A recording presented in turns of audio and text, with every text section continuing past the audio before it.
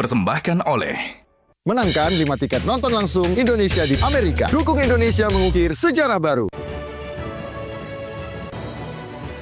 Selamat malam para pemirsa, ketemu lagi di Hot Room dengan saya Hotman Paris.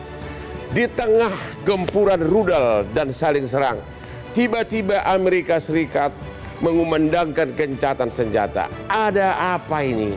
Apakah karena memang keberanian dan kesiapan dari Iran yang justru menyerang balik pangkalan militer Amerika di Qatar?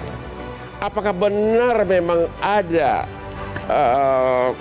perlengkapan nuklir dari Iran yang membahayakan dunia? Apa sebenarnya penyebab perang tersebut? Inilah Hot Room. Ada strategi apa di balik gencatan senjata?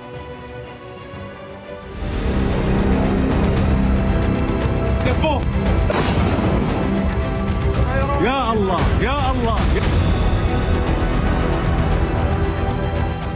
Minggu ini, ketegangan geopolitik antara Iran dengan Israel mendadak mereda seusai Presiden Amerika Serikat Donald Trump mengumumkan soal kesepakatan gencatan senjata penuh dan total antara kedua negara tersebut.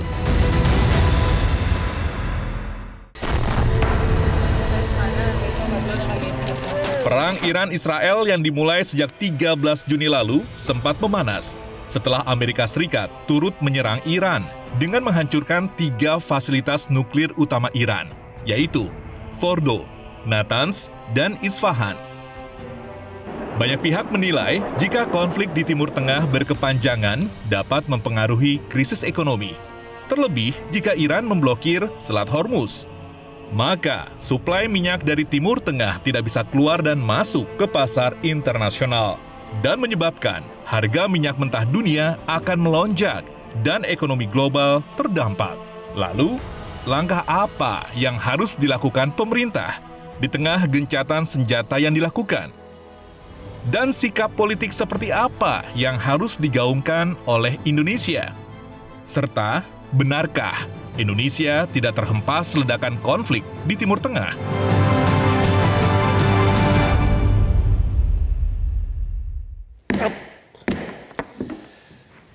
Di tengah perang jangan lupa minum kopi. Kopi itu menambah stamina dan tetap menghindari Anda lupa ingatan. Ya, ingat, Hotman sudah 43 tahun sebagai pengacara, tapi kopi luwak hitam premium tetap membuat stamina Hotman bisa kerja sampai tengah malam seperti ini. The best, kopi luwak hitam premium.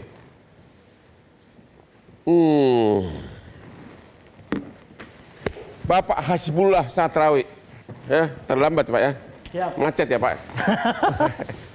Coba dulu Bapak sebagai pengamat Timur Tengah, bikin dulu analisa singkat tentang apa sebenarnya yang terjadi, apa penyebab perang, dan kenapa tiba-tiba gencatan senjata.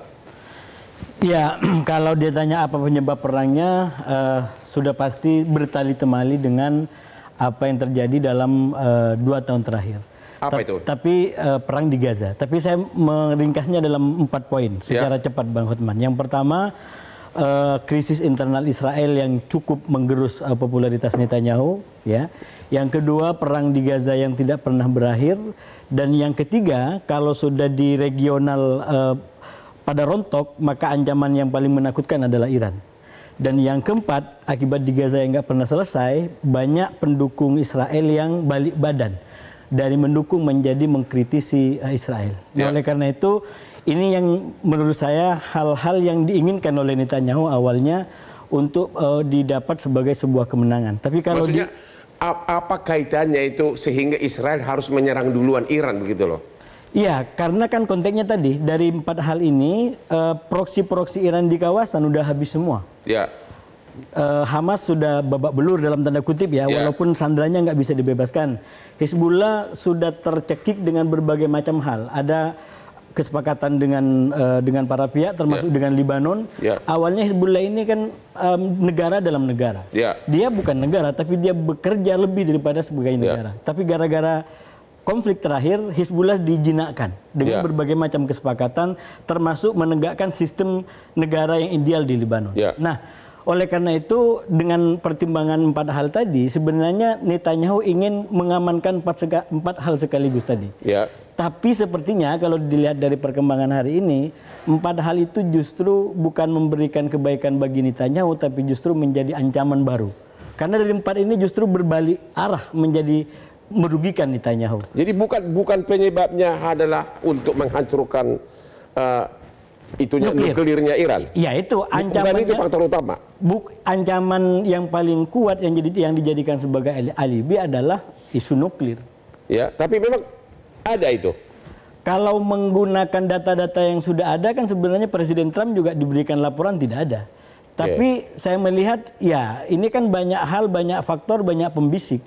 Termasuk koalisinya Trump, koalisinya Netanyahu di Israel, terutama dubesnya Amerika yang ada di Israel yang saya sebut sampai menggunakan bahasa abad pertengahan untuk merayu Trump bisa turun gunung. Tuanku, Anda presiden yang paling bersejarah, ini kesempatan momen untuk buat yang paling besar bagi Israel. Dan itulah kemudian keputusan yang diambil pada tanggal 22 Juni dengan melancarkan 3 serangan besar. Apa yang didapat oleh Israel dengan situasi terakhir ini? Kemenangan atau kerugian atau apa? Kalau mau dibaca fair nih Bang Hotman ya, kalau kemenangan itu kan bisa diukur berdasarkan tujuan tercapai atau enggak. Justru dari kedua negara ini tujuannya nggak tercapai. Tujuannya nggak tercapai. Kalaupun ini kemenangan yang sifatnya adalah citra, persepsi secara politik. Mungkin Iran tidak betul-betul menang, tapi karena dia di underestimate oleh Israel terutama dan mampu bertahan sampai di last minute loh. Last minute itu maksudnya jam 7 kurang 5 menit itu Iran masih hancur-hancuran dengan roketnya dan Israel betul-betul kelabakan di situ. Israel kelabakan, Ibu Koni. Sebenarnya ini gencatan senjata benaran atau ada apa sih? Kok lagi digempur habis digebukin sama Amerika tapi tiba-tiba Amerika yang menyarankan gencatan senjata. Analisa Ibu? Analisa saya sih ada banyak pengaruh ya. Pertama mungkin ada keterkejutan satu sisi, tapi yang kedua statement keterkejutan dari reaksi Iran yang begitu masif, begitu agresif. Yang kedua yang paling berpengaruh menurut saya adalah statement dari Presiden Putin. Ketika Presiden Putin menyatakan bahwa dia akan ikut campur, itu pasti berpikir keras. Karena kalau sampai Rusia itu komit untuk membantu Iran, seperti pernyataannya oleh Presiden Putin bahwa dia itu akan menolong siapapun negara kawan dan negara sahabat, kira-kira demikian. Maka ini hitung-hitungannya pasti panjang karena kalau itu yang dijanjikan oleh Presiden Putin, artinya Iran akan banyak sekali mendapat dukungan. Mungkin yang paling penting buat saya adalah bukan saja dukungan persenjataan atau militer, rudal, sistem rudal, tapi juga yang paling penting mungkin sistem intelijen. Dan intelijen Rusia itu sudah sangat terbukti canggih ya. FSB kita bisa lihatlah dalam perang panjang Ukraine Rusia kali ini saja. Kenapa prediksi orang tentang Rusia akan fall apart nggak terjadi karena kekuatan. Jadi menurut Ibu karena Amerika merasa perlu gencatan senjata karena akan lebih. Dia melihat akhirnya lebih kompleks dan tiba-tiba ada statement itu. Yang kedua tandanya adalah dengan kemudian Presiden Trump berpikir untuk meminta Cina, bayangkan yang selama ini Cina rivalnya, dia malah minta bantuan kan sekarang. Jadi dunia ini sedang jadi agak terbolak-balik nih sebenarnya dengan keadaan ini. Tapi kalau dibilang gencatan senjata pura-pura enggak. Ini gencatan senjata yang menurut saya agak serius karena ada banyak pertimbangan yang terjadi. Ibu yakin bahwa Amerika takut sama Iran? Atau takut sama Rusia? Ini bukan takut Iran, takut Rusia. Ini kan masalah strategi. Gitu. Bisa saja kita hitung Rusia punya apa, Iran punya apa, Amerika sendiri punya apa secara militer. Tapi persenjataan itu bukan segala-galanya. Strategi perang, bagaimana doktrin perang yang akan diaplikasikan, ya kan? Bagaimana apakah perang langsung atau tidak langsung, semua banyak pertimbangannya. Dan tapi faktor apa buat Rusia sama Cina sampai harus berkorban untuk membantu Iran? Faktor apa keuntungan bagi Rusia dan Cina? Oh banyak hal. Sekarang gini, pertama buat Rusia sendiri ini kalau dari ini pandangan saya ya, bukan pandangan kampus saya berada. Ntar saya diklaim lagi sama kampus saya. Kalau pandangan saya adalah ini cara kalau saya jadi Presiden Putin ini cara balas dendam dong. Kemarin lu ngerjain gua, nah sekarang lu gua kerjain kan kira-kira kayak begitu. Balas dendam kepada Amerika dan Barat dong. Kan selama ini kan Rusia ini kan dengan terjadi perang Rusia ini Ukraina kan sebenarnya dia kena proksi kan. Nah, inilah saatnya menurut saya dia bermain juga. Oh, kalau kamu kemarin bisa bermain dengan itu, saya juga bisa bermain. Kira-kira kan demikian. Nah, bermainnya ini yang kita mesti hitung apa saja. Karena kalau lihat dari Iran sendiri, menurut saya Iran itu cuma punya 3 pilihan. Apakah dia akan terus membabi buta membalas seperti yang dia mau, atau dia jeda dulu sebentar? Emang mampu Iran membabi buta bertahan terus menyerang? Kalau udah masalah kedaulatan negara, masalah kehormatan dari segi negara, kepersediaan senjatanya segala memang mampu. Pasti mampu. Pasti mampu. Pasti mampu. Pasti mampu. Karena sekali lagi saya bilang, ini kan kalau Rusia menyatakan akan membantu, tapi banyak negara juga tidak menyatakan tapi bisa membantu. Contoh Ukraina. Kita tahu kok, jangan jauh-jauh Ukraina, Papua. Gerakan Papua Merdeka, apa nggak ada yang bantu? Nah, jadi yang tidak membantu itu yang nggak kelihatan. Terima kasih. Kita ketemu lagi di Hot Room setelah yang berikut ini.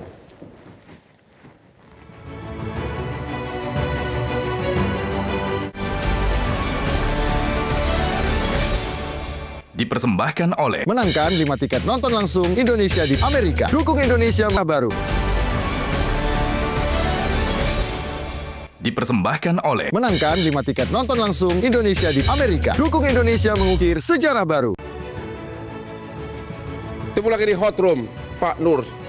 Kita waktu kecil dulu suka dengar nama Persia. Itu memang Persia itu adalah nama dulu dari Iran ya? Betul. Pantas dia memang udah dari dulu udah jagoan ya? Punya daya tahan. Punya daya tahan. Pertanyaannya, puluhan tahun dia di embargo. 46 tahun. 46 tahun dia di embargo Iran. Tapi kok bisa bertahan? Duitnya dari mana? Oke. Yang pertama, sesungguhnya ketika dia transaksi dengan Cina, dia transaksi dengan Venezuela, dia transaksi dengan Korea Utara, dia transaksi dengan beberapa mitranya, Ya. maka bilateral transaction-nya itu, transaksi bilateralnya, tetap memberi daya tahan pada Iran. Ya. Jadi maksudnya ekonominya kuat gitu? Ekonominya kokoh. Jadi yang menarik adalah, kalaupun mereka di embargo, mereka bilang, blessings, embargo is our blessing. Ya. Jadi embargo itu adalah karunia buat mereka. Kenapa itu? Karena mereka punya daya tahan, Oke. menghasilkan daya tahan. Ya. Itu yang tidak dimiliki, sorry to say, kita 68 tahun, kita kayak gini, bebas merdeka nggak karu-karuan, hasilnya begini. Tapi mereka 46 tahun ditekan habis-habisan, dia bisa bikin drone, dia punya cyber security yang hebat gitu ya, dan dia bisa merancang bagaimana ngebangun pertahanan, dan yang tidak terbayangkan oleh banyak kalangan, dia bisa bangun bunker 150 meter ke bawah. Sehingga butuh B2 untuk menghajarnya habis-habisan. Dan itu pun diperkirakan Amerika tidak akan kena sasaran. Ya. Karena sudah terlanjur dipindahkan duluan nuklirnya. Ada nuklirnya menurut Bapak? Menarik. Ketika ngambil di sini, kita pakai data resmi. Ya. Badan Tenaga Atom Internasional, gitu ya, itu menyatakan bahwa mereka sudah punya 46,98 kg. Ya. Dari 46,98 kg uranium itu, Iran punya potensi untuk memiliki hulu ledak nuklir di satu sisi antara 9 sampai 10. Ya. Tapi sisi lain juga dibilang ada antara 20 sampai dengan 21. Ya. Itu hanya orang bilang dalam hitungan singkat.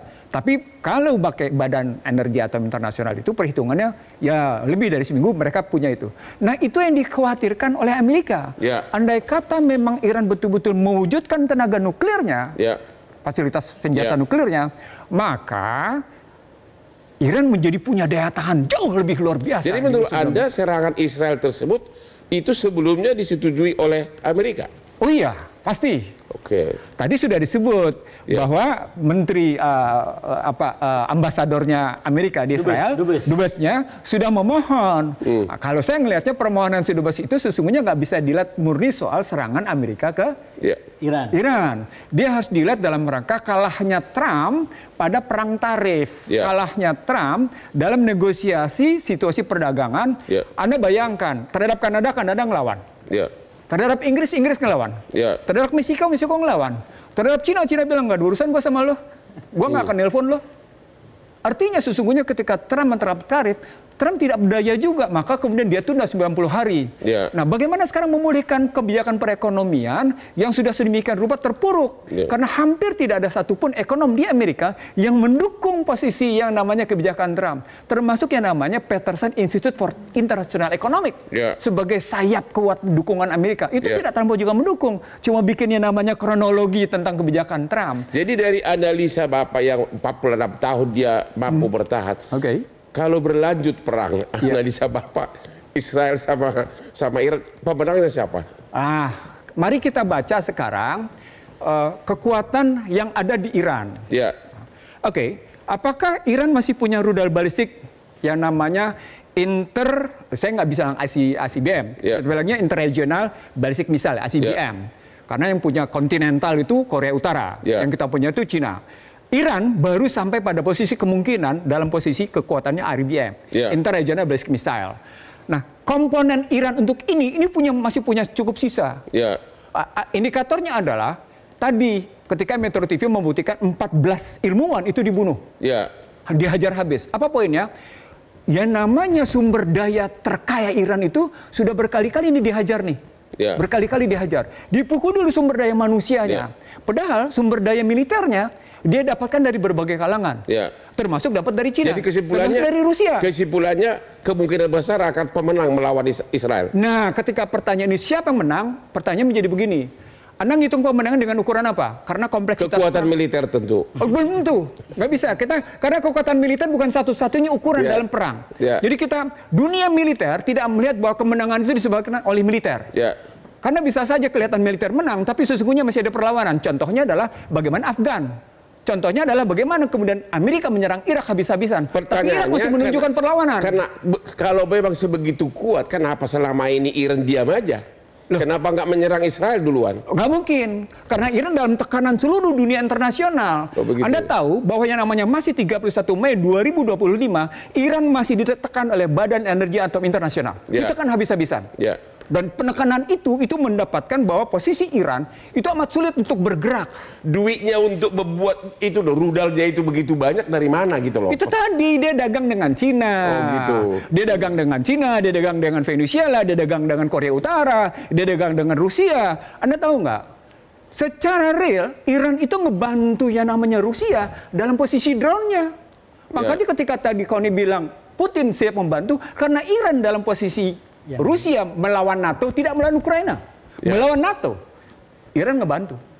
Nah, itu artinya Iran punya daya di situ, gitu.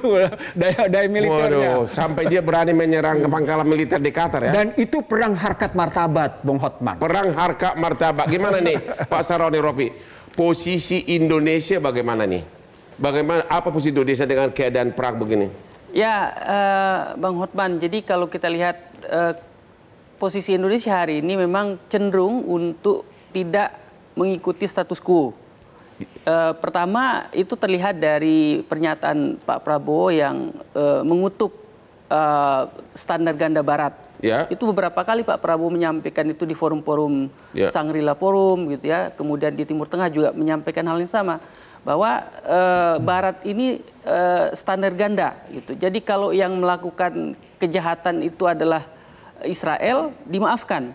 Tetapi kalau yang melakukan itu adalah Ukraine, Rusia misalkan atau yang lain, itu jadi Anda mau mengatakan Prabowo di pihak Iran? Saya ingin mengatakan posisi Indonesia itu adalah cenderung menghindari status quo. Misalkan kemarin ada undangan ke G7. Tetapi Pak Prabowo memilih ke Saint Petersburg, dalam forum ekonomi internal Rusia begitu. Pak Prabowo mengatakan kenapa ke Saint Petersburg karena yang duluan ngundang Rusia. Maka saya tidak datang ke G7. Kan itu kita bisa lihat sebagai sinyalmen bahwa Indonesia cenderung untuk berada di tengah, kan begitu. Berada di tengah atau di pihak Cina dan Rusia? Ya, posisi kita sekarang bergabung BRICS, Bang Hotman. Tetapi kita juga anggota G20. Gimana tuh, Bang? Tapi secara faktual sekarang, Anda melihat Indonesia lebih condong ke Cina dan Rusia daripada Amerika? Ya, Indonesia itu untuk beberapa hal dia dekat dengan China secara ekonomi dekat. Karena Amerika memang sejak zaman Obama begitu cenderung meninggalkan Asia Pasifik, Bang. Jadi karena ada kekosongan di Asia Pasifik, ruang kosong itu diisi oleh China. Dan China ini hadir dengan proyek Belt Road Initiative, di mana ada tawaran proyek infrastruktur, bunganya ringan, begitu syaratnya tidak banyak. Itu yang membuat negara-negara di Asia Pasifik ini tertarik. Vietnam, Myanmar dan sekitarnya, termasuk Indonesia, tertarik dengan Belt Road Initiative gitu. Di masa lalu mungkin negara-negara ini berbondong-bondong berdekatan dengan investasi Amerika. Tetapi karena Amerika sudah keluar dari pakem itu, apalagi di era Trump begitu, sehingga kekosongan itu diisi oleh China, gitu. Sehingga negara-negara di kawasan ini kecenderungannya ya karena sudah lama ditinggalkan oleh Amerika, maka mereka dekat dengan China. Itu realitasnya, Bang. Terima kasih, Ibu Koni. Ya. Dulu kita lihat di media rakyat Palestina yang ribuan berlari-lari dikejar-kejar tentara Israel. Sekarang minggu-minggu ini kita lihat berbalik. Rakyat Israel mengungsi ke gunung-gunung dan ke bunker-bunker. Apakah memang Iran ini kekuatan terselubung atau memang apa yang terjadi? Kalau bilang kekuatan terselubung sih enggak ya, tapi bahwa apa yang dilakukan Iran itu kemarin itu betul mengejutkan pasti. Mengejutkan karena nggak nyangka sekuat itu begitu. Akan sehebat itu mereka bereaksi kan. Ya. Cuman kalau kita bicara tentang tentang perang ini semua di Timur Tengah, kita tuh mesti balik lagi ke ini ya. Soalnya saya tuh mau pengen menerangkan begini loh. Apakah kita sekarang ini mau meributkan Amerika yang telah selalu membela Israel tadi dengan double standard, dengan ini dan itu. Yang kita harus lihat dulu adalah posisi bahwa selama-lamanya Amerika akan membantu Israel. Karena kalau kita misalnya lihat tulisan dari salah satu pendeta evangelis, Tom Boyle, dia bilang begini, bahwa dia keluarkan buku, dia keluarkan buku namanya Two Nations Under God. Di situ sudah jelas ketika Amerika membela Israel itu atas iman. Ini bukan lagi ngomong agama, tapi iman, kepercayaan. Atau karena terlalu banyak orang kuat Yahudi di Amerika. Bisa itu juga, tetapi pokoknya ada perasaan bahwa ini adalah menjadi perang suci. Nah, kita mesti tarik ke sini, karena kalau kita biarkan, ide perang suci ini bisa berbahaya. Nah, kenapa kembali kalau pertanyaan kenapa sekarang Iran itu mengejutkan? Ya, Iran sangat mengejutkan, tapi tambahan lagi dengan pernyataan Presiden Putin yang Rusia akan membantu, itu lebih mengejutkan. Nah, sekarang pertanyaannya kita bahas ini kesana kemari, Indonesia mesti apa? Kalau tadi dibilang bahwa Indonesia itu status quo atau non-blok, menurut saya kita harus konsekuen dengan itu, dan itu akan mahal. Kemana? Konsekuen kalau mau non-blok itu mahal sekali biayanya. Enggak, maksudnya konsekuen memihak siapa? Bukan, konsekuen dalam bersikap politik luar negerinya. Yaitu apa? Yaitu apa sekarang ini? Non-blok kan? Israel atau Irak? No. Non-blok itu yang saya mau bilang adalah it's very expensive. Misalnya dia memilah, nggak mungkin kita belain Israel. Kalau kita pun bela Iran, ya kan? Kita udah siap belum? Dengan segala konsekuensinya. Karena dampaknya akan panjang. Dan hantaman Iran ini bukan cuma masalah senjata kan. Tadi disampaikan Pak Ihsanuddin. Dampak efek globalnya itu akan besar ketika misalnya Hormuz di blok misalnya kan. Itu dampaknya akan signifikan. Tapi yang kedua juga kita mesti sadar bahwa misalnya kita sekarang mengambil BRICS menjadi kendaraan untuk dekat dengan Rusia. Ya kan? Mengingat double standarnya Amerika, kita dengan bantuan misalnya Presiden Putin menyatakan kepada Presiden Prabowo saat di Saint Petersburg International Forum akan membantu sampai 73 triliun pembangunan nuklir capacity kita. Pertanyaannya, kita siap nggak? Artinya kita sudah ada di sudah ada di blok ini. Nah, padahal untuk uranium kita tuh masih dikontrol oleh International Atomic Energy Agency yang masih tadi disampaikan Pak Nursi masih bisa juga dikontrol oleh Amerika Serikat. Apakah kita bisa bikin dengan mudah mendatangkan uranium? Tidak juga. Nah, hal ini yang akan membuat kita akan terbawa ke dalam hal-hal yang kita harus sangat siap secara strategik. Terima kasih. Jadi kita akan diskusi berikutnya, apakah memang terlalu mahal kalau kita mendukung Iran, dan juga memang apakah kita siap untuk mulai membuat nuklir. Ketemu lagi di Hot Room.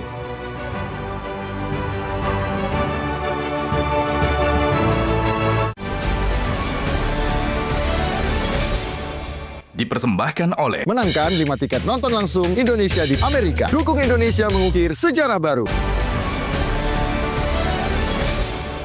Dipersembahkan oleh menangkan 5 tiket nonton langsung Indonesia di Amerika. Dukung Indonesia mengukir sejarah baru.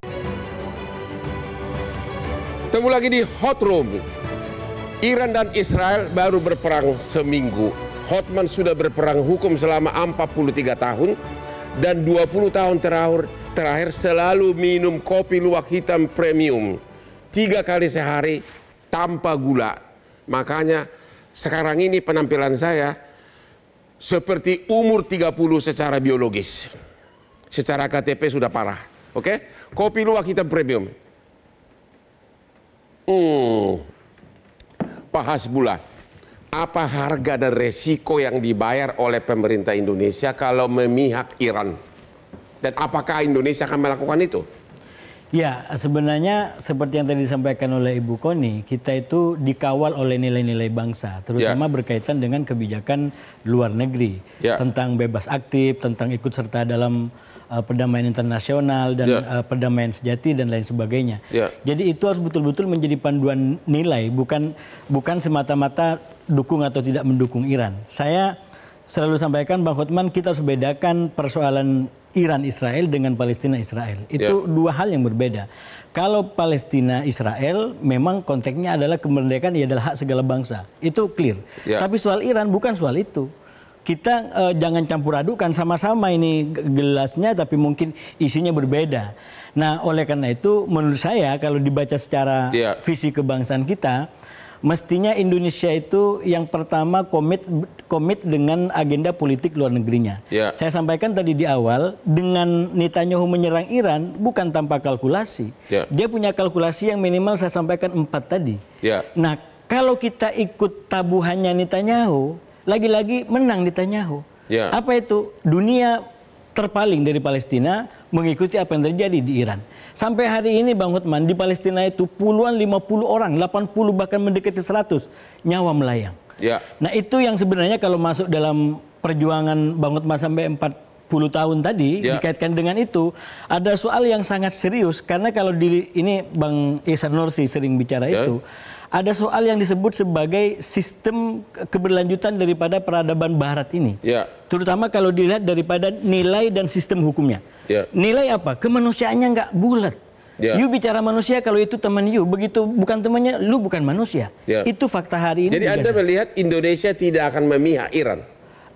Memihaknya dalam konteks tadi, yang pertama adalah bagaimana ikut serta untuk perdamaian dunia. Artinya tidak akan secara hitam putih langsung. Bukan hitam putih gitu. Jadi kalau dalam konteks Palestina ada soal kemerdekaan ialah segala bangsa, maka dalam konteks Iran bagaimana menjaga ketertiban dan partisipasi dalam konteks dunia tadi. Terima kasih, Pak Nur. Apakah memang Indonesia merasa tahu diri nggak kuat untuk membela Iran, sedangkan kita masih perlu pembenahan di mana-mana? Posisi Iran adalah posisi yang secara moral global mendapat dukungan dari banyak kalangan. Iran. Secara internasional, baik Amerika maupun Israel itu kehilangan moral global. Secara internasional. Israel dan Amerika. Kehilangan moral global. Tadi sudah ada vonis dari Mahkamah Internasional Hak Asasi Manusia. Sudah ada vonis dari pidana internasional. Dan jelas-jelas disebut Netanyahu adalah penjahat perang. Netanyahu adalah penjahat kemanusiaan. Jelas sudah. Karena itu beberapa negara Eropa langsung mengambil jarak dengan yang namanya Netanyahu. Di situ kelihatan. Nah, dalam konstruksi seperti itu memang harus ada pengalihan. Benar dia ada pengalihan. Tapi sayangnya pengalihan itu yang menikmati bukan Israel. Yang menikmati Amerika. Kenapa?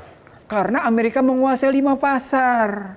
Dia kuasai pasar energi, dia kuasai pasar pangan, dia kuasai pasar senjata, dia kuasai pasar logam, dia kuasai pasar industri keuangan berikutnya. Nggak bisa dalam posisi itu. Cadangan devisa masih di dalam US dollar, masih dalam posisi greenback. Jadi ketika tadi dibilang Amerika double standard, enggak, Amerika bukan double standard. Amerika itu multiple suitable standard. Multiple suitable standard. Itu yang harus dilihat. Artinya jelas maunya ambisi bisnis. Apa yang enak buat gua, nggak ada urusan sama lo.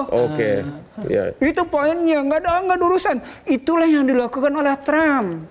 Bahwa segala sesuatu demi Amerika. Itulah make America great again. Tapi ketika dicari core-nya, intinya dari make America great again itu siapa? Balas ketemu tadi. Bagaimana sesungguhnya si duta besar Amerika di Israel memohon. Artinya ada di situ berales. Siapa sih beralesnya ini? Itu yang mesti dicari. Jadi inti utama nilai plusnya bagi Amerika apa? Persoalan Amerika? Amerika sedang mempertahankan posisi hegemoninya. Dan itu sedang dia pertunjukkan dengan kekuatan militer. Tapi kenapa tiba-tiba gencatan senjata? Loh, dia sudah di dalam negeri, jangankan dari Demokrat, dari Republik sendiri sudah menyatakan, Trump, Anda sedang menuju pemakjulan. Sampai si Thomas Massie disebut, Anda kebodohan yang menjengkelkan. Dan terhadap Iran, terhadap Israel, Trump itu memakinya nggak enak disebut. Yeah. Nggak enak dikatakan, karena memakinya dengan bahasa kotor. Yeah. Dalam bahasa yang lain, ketika kita ngeliat kondisi internal dan eksternal, itu memang berbeda. Yeah. Amerika keluar itu adalah Amerika yang punya kekuatan tangguh dalam perspektif militer dan lima pasar. Yeah. Tapi begitu ke dalam, rapuh. Dia takut dicopot gitu. Itu buktinya betapa yang namanya Republik dan Demokrat saling bersaing gak karu-karuan. Pertanyaan berikutnya, kalau perang ini berlanjut, ya, apa akibatnya secara ekonomi maupun politik kepada Indonesia? Kalau misalnya sampai selat apa itu ditutup dan Hormuz. Ya. Pertama, yang punya kepentingan menutup selat Hormuz sesungguhnya itu bukan Iran. Ya. Yang punya kepentingannya. Yang punya kepentingan untuk menutup itu adalah mereka yang bisa mengganggu Cina. Oke. Kenapa? Karena Cina mendapat pasokan dari Iran melalui selat Hormuz. Tapi pada saat yang sama, selat Hormuz dibutuhkan oleh yang namanya Cina dalam rangka memasok barang ke Selat Hormuz itu di bawah kedaulatan siapa? Ada wilayah yang persis hanya 33 km jaraknya. Itu di bawah selat itu di bawah kekuasaan Iran. Berarti dia bisa tutup. Tetapi Iran tidak pernah sungguh-sungguh secara legal menutup. Karena dia belum. Bukan. Dalam sejarahnya Iran belum pernah menutupnya namanya selat Hormuz. Kan belum pernah perang total seperti ini. Sebelumnya ketika perang Teluk kan bisa ngeganggu 1980-90. Artinya sesungguhnya kekuasaan Iran di situ dia juga mikir. Jadi Indonesia ada ancaman bahaya nggak secara ekonomi? Pasti. Yaitu? Nah, sekarang kita lihat nilai tukarnya bagaimana. Cadangan devisanya kayak apa? Sekarang mulai terkawal atau belum? Ya, kemarin kan sudah terpukul. Cadangan devisa sebelum perang sebelum Iran Israel aja sudah terpukul cadangan devisa. Lalu kemudian keyakinan konsumen terpukul. Lalu kemudian dengan istilah keren stimulus fiskal ternyata sesungguhnya belanja pajak 24,4 triliun. Apa poinnya? Pemerintah sedang ngemis agar masyarakat belanja. Saya ulang, pemerintah sedang ngemis meminta belanja masyarakat agar terjadi pertumbuhan. Tapi masyarakatnya kan daya belinya terpukul. Maka kalimat pentingnya adalah bagaimana sesungguhnya pemerintah Indonesia punya daya tahan, punya daya pikir untuk melihat inward looking, untuk melihat ke dalam. Jadi bagaimana kekuatan di dalam itu? Nggak usah dulu mikirin luar gitu. Nggak usah. Ya. Trump itu melakukan internasionalisme untuk nasionalismenya. Itu bahasa konkretnya. Internasionalismenya Trump itu untuk nasionalisme mereka. Untuk uang. Iya, uang. Dan itu dia tunjukkan secara konkret. Loh, kita bicara internasionalisme, tapi nasionalisme kita ambruk nggak karu-karuan. Hah? Mau bilang apa? Aku nggak bisa jawab nih. Kan terpukul kita di situ. Ya. Itu artinya sesungguhnya. Jadi kesimpulan Bapak, ya. Tidak ada alasan apapun bagi Indonesia untuk memihak Iran. Bung Hotman, dalam satu perdebatan di lembaga hukum di mana dihadiri oleh Gubernur Bank Indonesia, dihadiri oleh Menteri Keuangan, dihadiri oleh Luhut Binsar Panjaitan, dihadiri oleh Kapolri, saya bilang tegas-tegas menyatakan, dunia sedang mengalami deglobalisasi. Pertanyaan besar, kenapa Indonesia masih tetap melakukan globalisasi? Ya. Indonesia itu dalam posisi tetap bangga melakukan globalisasi. Padahal pada saat yang sama, itu inward looking dilakukan oleh banyak negara dalam posisi bagaimana menahan situasi yang full. Artinya globalisasi itu malah pemborosan begitu? Loh, itu kan sejarah bagaimana Barat menggunakan bahasa cantik dalam rangka hegemoni. Terima kasih, ketemu lagi di Hot Room.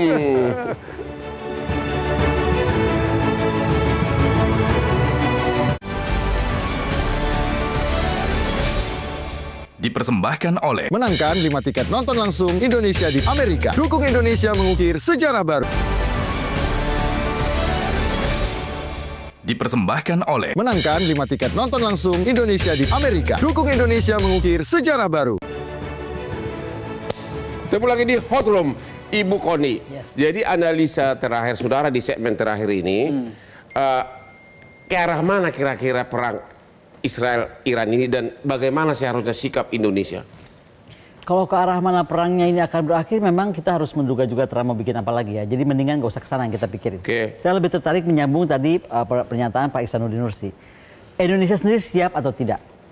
Karena saya khawatir Indonesia ini jalan tanpa punya pola atau punya cetak biru.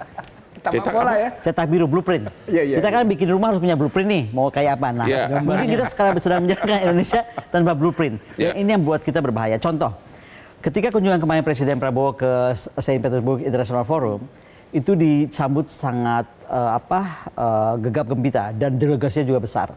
Saya bangga ketika kemudian melihat pengumuman bahwa kita akan mendapatkan 73 triliun bantuan untuk penguatan kekuatan nuklir. Nah ini kan sesuatu yang strategis. Ketika zaman Soekarno, nuklir kita itu menjadi nuklir yang multi-purpose. Satu buat kekuatan energi, tapi at the same time kita bisa membuat pengayaan sehingga kita mampu menjadikannya senjata. Pertanyaan yang kedua adalah, dalam posisi Indonesia hari ini, menurut saya Indonesia ini nggak punya uranium atau kemampuan pengayaan uranium lagi karena kita terlalu dikontrol oleh International Atomic Energy Agency. Jadi yang ketiga yang kita mesti pikirkan adalah, kalau kita sudah memutuskan lebih bersahabat dengan Rusia untuk pengembangan nuklir, maka at the same time kita juga harus memperkuat diri dan diplomasi. Bukan saja ngomong kekuatan militer, kekuatan kemampuan berdiplomasi di luar negeri supaya uraniumnya bisa didapat. Ngapain dapat 73 triliun tapi kita nggak bisa mendatangkan uraniumnya? Atau ngapain kita dapat 73 triliun kita nggak boleh mengadakan pengayaan hingga batas yang kita inginkan? Hari ini misalnya kita lihat Iran, kenapa Iran begitu ditakuti? Tadi kan pertanyaan awalnya begitu. Karena dia mampu mengayakan uranium sampai 60%, tapi itu yang tersurat. Yang sebenarnya tidak tersurat, dia sebenarnya sudah mampu sampai 90%. Artinya dia bisa merubah menjadi senjata ini. Sudah hampir 90% menurut Ibu. Indonesia harus bisa itu. Terima kasih. Pak Saroni, secara politik internasional, apakah yang ditempuh Indonesia ini sudah tepat dan apa saran saudara? Tolong singkat. Ya, saya kira apa yang bisa kita pelajari dari peristiwa hari ini, Bang Hotman, bahwa aktor yang terlibat dalam gencatan senjata itu adalah Qatar. Jadi Qatar ini negara yang unik, yang mampu masuk ke semua kalangan. Dia bisa berhubungan dengan Amerika, bisa berhubungan dengan Iran, bisa berhubungan dengan Hamas. Semua faksi-faksi di Timur Tengah dihimpun di Qatar gitu. Sehingga ketika ada situasi seperti ini, dia menjadi aktor mediator yang bisa masuk ke semua lini. Saya kira Indonesia dengan posisinya yang non-blok tadi mestinya bisa memainkan posisi yang demikian sehingga akan berdampak ke reputasi. Jadi mestinya Indonesia mencontoh Qatar begitu? Ya, saya kira dengan posisi kita yang demikian, yang bebas aktif, mestinya kita bisa lincah ke semua lini dan dampaknya ke nasional. Pak Hasibullah. Siap. Meskinya kita bisa lincah, emang kita kurang lincah. Apa saran Bapak di segmen terakhir ini? Yang pertama kita harus realistis. Dalam bentuk, dalam konteks Iran, yang paling mungkin adalah dengan ukuran-ukuran yang kita punya, itu memanage agar dampak ekonominya daripada perang ini tidak terlalu berdarah-darah kepada kita. Dan yang kedua, untuk Indonesia disampaikan oleh Bu Kone dan Pak Nursi tadi, fokus kepada pembangunan apa yang mau kita buat ke depan. Jangan ganti setiap saat sesuai dengan pergantian rezim. Yang terakhir, dalam konteks politik luar negeri, menurut saya Indonesia harus punya agenda sendiri sesuai dengan Undang-Undang Dasar, pembukaan Undang-Undang Dasar, yaitu kemerdekaan ialah hak segala bangsa. Dalam konteks Palestina, terus gaungkan itu, wujudkan kemerdekaan Palestina. Dalam konteks Iran, kita jaga agar dampak ekonominya tidak terlalu banyak. Tidak usah terlalu aktif terlibat begitu. Kekuatannya terbatas, Bang. Kekuatannya terbatas. Jadi paling tidak kita udah bawa belur, itu sudah bagus. Terima kasih, Pak Nur. Coba ponter-ponter yang perlu, yang menurut Anda yang kita harus lakukan di tengah perang Israel-Iran dan sebagainya. Oke, yang pertama mandulnya lembaga-lembaga multilateral kita hentikan. Ini semua lembaga multilateral mandul. Siapa itu? PBB, Dewan Keamanan, mandul semua. IMF mandul, World Bank mandul, WTO mandul semua. Tidak punya power memaksa orang gitu ya. Dan itu terbukti. Bahkan sekarang bisa, bagaimana Amerika bisa mendikte NATO? 5% belanja, itu bukti kok. Semua orang harus ikut pada mandul semuanya. Itu kan udah satu. Yang lain? Artinya kalau kita memang mau mendamaikan tadi kalau pakai kata pembuangan sepatu, maka perdamaian. Benar. Maka lembaga multilateral ini mesti punya daya tawar. Jadi hak veto itu bukan lagi punya 5 dong. Nggak fair dia.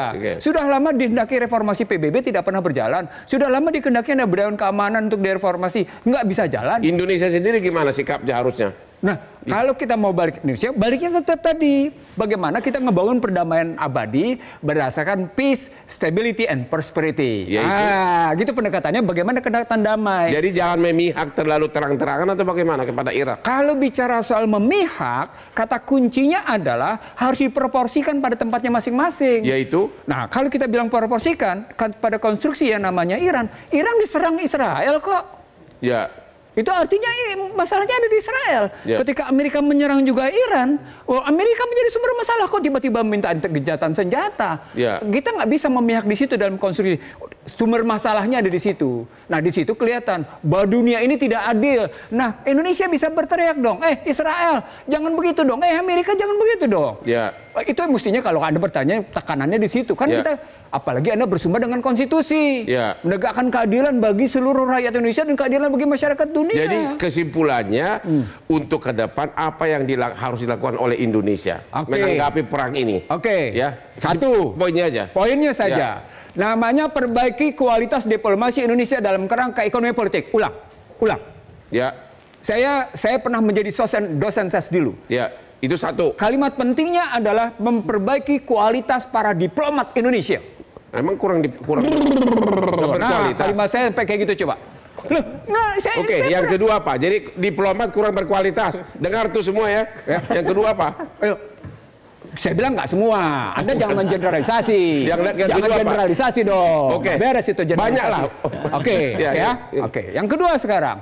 Bagaimana sekarang kita melihat tatanan ekonomi politik dunia dalam berbagai pendekatan. Ekonomi politik persenjataan, ekonomi politik uang, ekonomi politik yang namanya pangan, ekonomi politik kita udah mau berakhir. Inti pokoknya yang real apa yang harus dilakukan. Real aja. Kuatnya namanya ke dalam itu kata kuncinya satu. Kuatkan ke dalam. Dalam perspektif stabilitas harga. Iya dong, karena di situ membuktikan apakah kita punya daya beli yang bagus apa enggak ketika stabilitas harga tidak tercapai. Oke, itu poinnya. Terima kasih, inilah akhir dari diskusi kita ini. Katanya kuatkan stabilitas harga. Mudah-mudahan nasihat-nasihat daripada narsum ini bermanfaat. Jangan lupa menonton Hot Room setiap hari Rabu jam 9 malam hanya di Hot Room. Kuatkan harga, begitu kan? Stabilitas harga. Kuatkan stabilitas harga. Sekian dan terima kasih. Mari sini Pak. Sini Pak. Sini Pak. Metro TV.